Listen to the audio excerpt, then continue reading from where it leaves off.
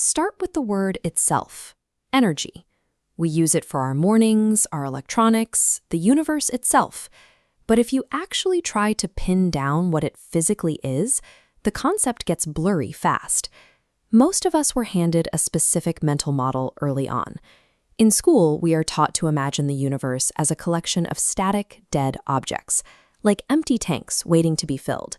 And energy is treated as a glowing, invisible fluid that gets poured inside to make those objects move, glow, or heat up. We pair that with a specific view of time. We picture time as a flowing river that sweeps past these inert objects, carrying them from the past into the future, while they patiently hold on to their hidden fuel. It is an intuitive picture. It makes perfect grammatical sense to talk about solid nouns powered by an energetic substance. The only problem is that this model of reality is entirely, demonstrably wrong. To see what is actually happening, we have to throw out the middle school metaphors and look at the math of modern physics. When you examine the two foundational theories of the 20th century, you find that the solid, inert objects we think we see around us are essentially a macroscopic illusion. The first major crack in the container model of the universe came in 1905. Albert Einstein published a paper asking if the inertia of a body depends on its energy content, which eventually gave us the equation E equals mc squared. That equation is famously misunderstood. It does not mean mass is a physical box that stores an energy fluid. It means that the mass of an object at rest is itself a direct quantitative measure of that system's energy content. The physical stuff is not separate from the energy ledger. It is already on the balance sheet. A decade later, general relativity widened the lens. The source of gravity was no longer limited to mass alone.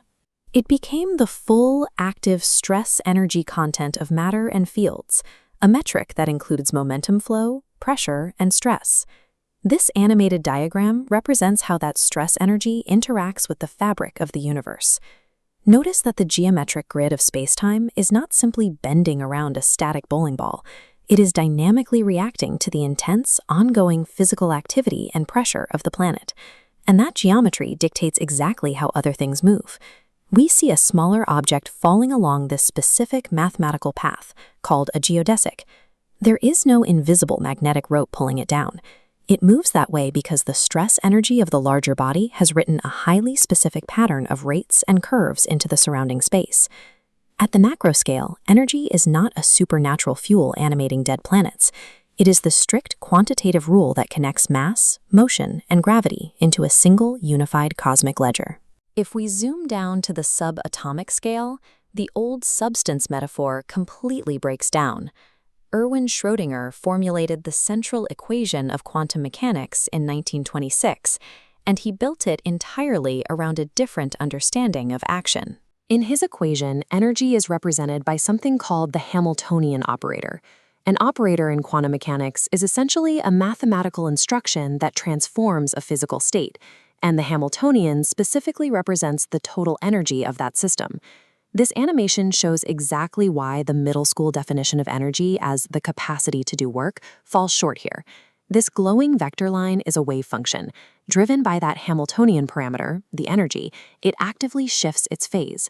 In quantum mechanics, energy is literally the generator of time evolution. It dictates the precise rhythm for how a state unfolds. Because of this mathematical rule, absolute stillness does not exist. Even when a quantum state locks into a configuration considered stationary, its internal vector phases continue to cycle and vibrate. The system is still evolving lawfully through time, governed by its specific energy level. At the micro level, energy is not a tiny battery sitting inside an electron. It is the mathematical rule governing exactly how that particle constantly becomes its next self. Relativity shows us that mass is a measure of energy content. Quantum mechanics shows us that energy is the active generator of change. If you put those two together, an unavoidable question emerges.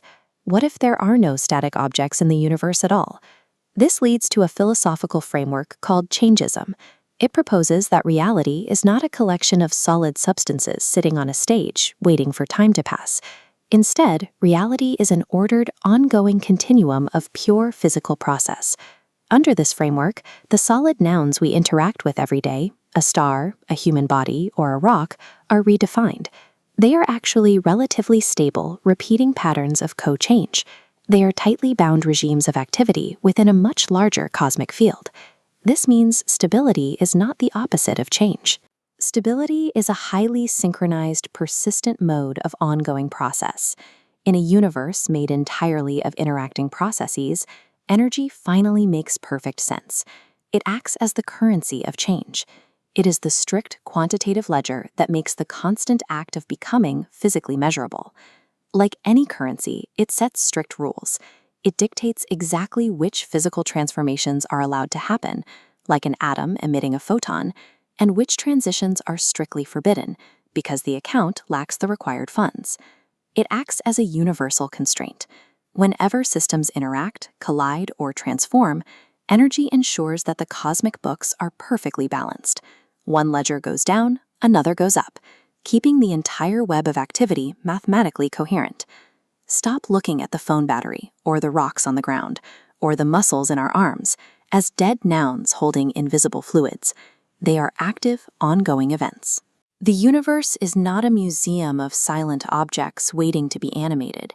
It is an ongoing, lawful event, all the way down. And energy is the rigorous, measurable order that allows reality to constantly rewrite itself.